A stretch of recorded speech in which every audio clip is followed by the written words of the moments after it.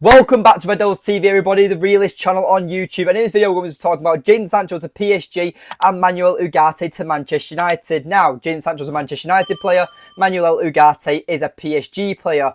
Come on, let's connect the dots, ladies and gentlemen, because at the end of the day, there's a swap deal that's meant to be here, in my opinion anyway.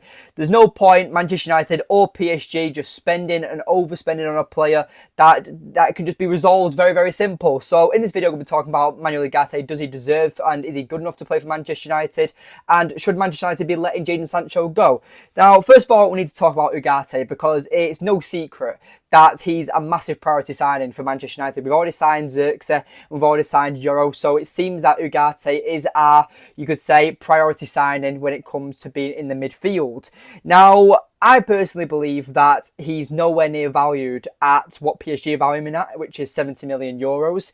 It says on Transfer Market that he's valued at around 45 million. So, you know, it's a massive difference. And after Ineos or Manchester United, how we've dealt with the Brantford situation by we're not paying over 60, 70 million pounds on a player that isn't worth that much.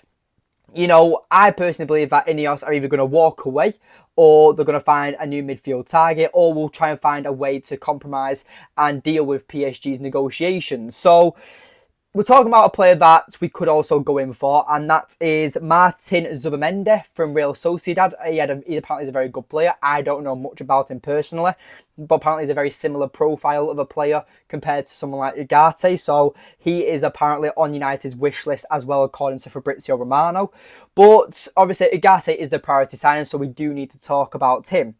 And it's like I said, right, from what I've seen about Ugarte at PSG, it hasn't really worked out. But if you're watching for Uruguay or you're watching for Sporting Lisbon, he's that engine you need in midfield. He's got the aggression.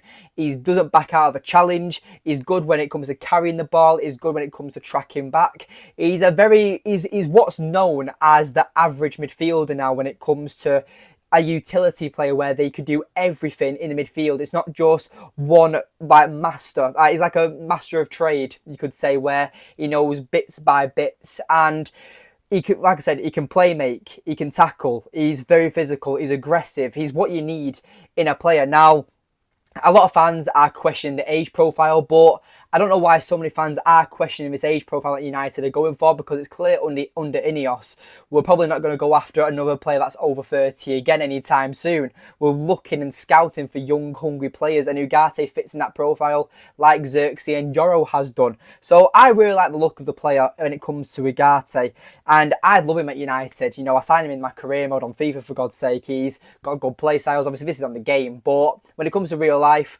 I feel like he'd be a perfect fit for Manchester United, especially alongside like someone like Kobbie Mainoo, because them two would balance each other out. They're both not traditional sixes, but they're both ball-winning midfielders. That's the category you can both fit them under. Where with Mainoo, you know he's not afraid to tackle, but you know he can carry the ball. He's very good at dribbling. Where with Ugarte, not so technical on the ball, but still has a great range of passing.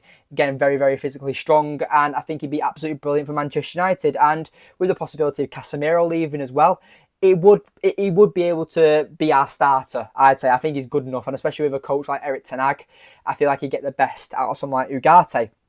But it's now we need time and talk about Jaden Sancho, because obviously PSG value Ugarte at 70 million euros, like I've said, but they're also talking to Jaden Sancho on a possible transfer. Now, Jaden Sancho has agreed personal terms with PSG already, and Sancho is open for the move. And how do I know this? The Athletic made an article talking about Jaden Sancho, and I quote, he says he loves the idea of the project at PSG. Now, you know, you can't really deny that, because it's no secret Jaden Sancho hasn't been great at Manchester United. You know, it hasn't really worked out. Even before the fallout with Erik ten Hag, Jaden Sancho has really struggled when it comes to playing for Manchester United. He's really struggled when it comes to suiting the Premier League.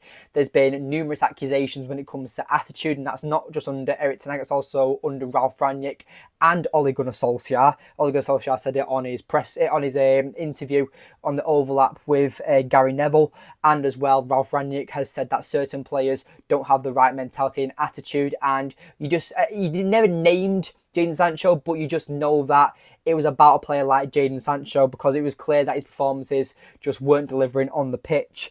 So the fact is that I'm also going to speak from a personal standpoint as well. Now, Erik ten Hag and Sancho have moved on and squashed the beef, and the quarrel is over, apparently, according to ten Hag. He's come out and publicly said Sancho's obviously back in the team throughout pre-season, and I'm just looking at it from a fan's perspective, but also a person who works a job practically 9 to 5. And I know on a personal perspective that if I have an argument with a staff member, or especially with upper management, and you feel uncomfortable, it's very, very hard for you to want to stay at that job and want to continue at that job. Now, again, Jaden Sancho's a professional athlete. He's being paid £300,000 a week. He's on more money than I'll ever be on. But at the end of the day, you just got to look at it and be like on a human perspective. And I think it's time that Jaden Sancho has a change, in my opinion. I want to keep Jaden Sancho because you look at the player that he was at Dortmund. Like, this was when before we bought him, and his loan spell at Dortmund last season. He does show a bit of class, and he has still got that technical ability, and he's got something that not many of our other wingers do.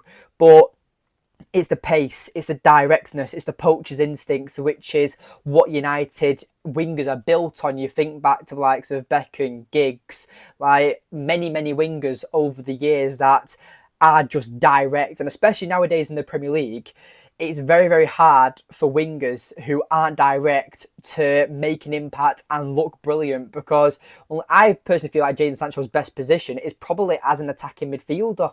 A player that's linking up the play, maybe even a centre forward like a Bobby Firmino. But I just look at him and I'm like, he just doesn't seem to have it to make it in the Premier League. And this is why I said I think PSG would be a perfect and ideal move for him.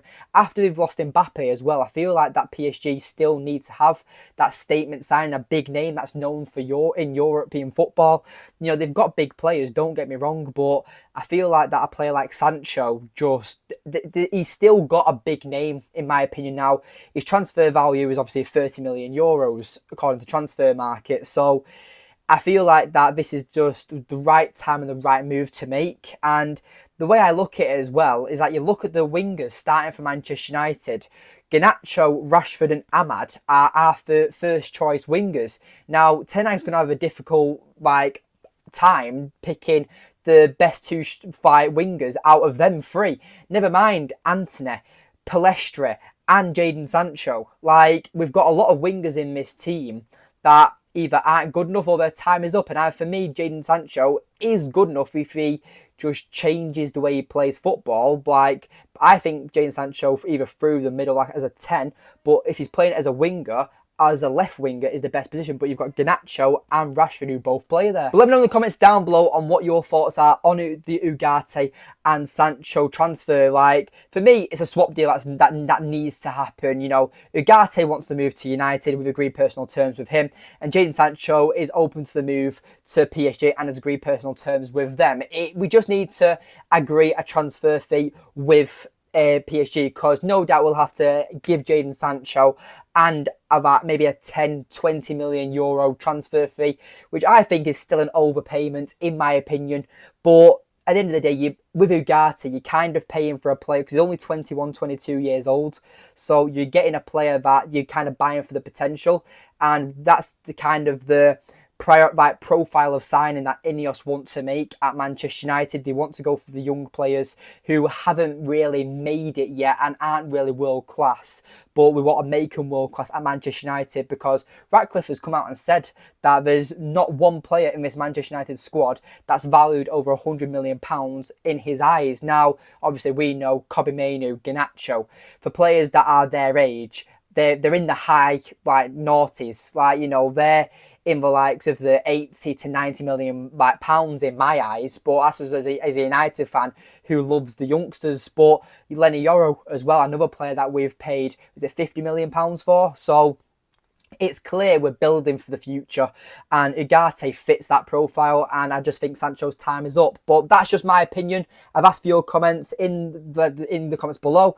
Make sure you leave a like on the video as well. Subscribe if you are new. Hit that notification bell so you never miss an upload, and just share the video as well. It really helps out with the crisis of YouTube and their algorithm at the moment. So I'd really appreciate it if you could subscribe, comment, share and like the video. But anyway, I've been your host as always, Daniel. Thank you for watching. I'll see you in the next one. Take care.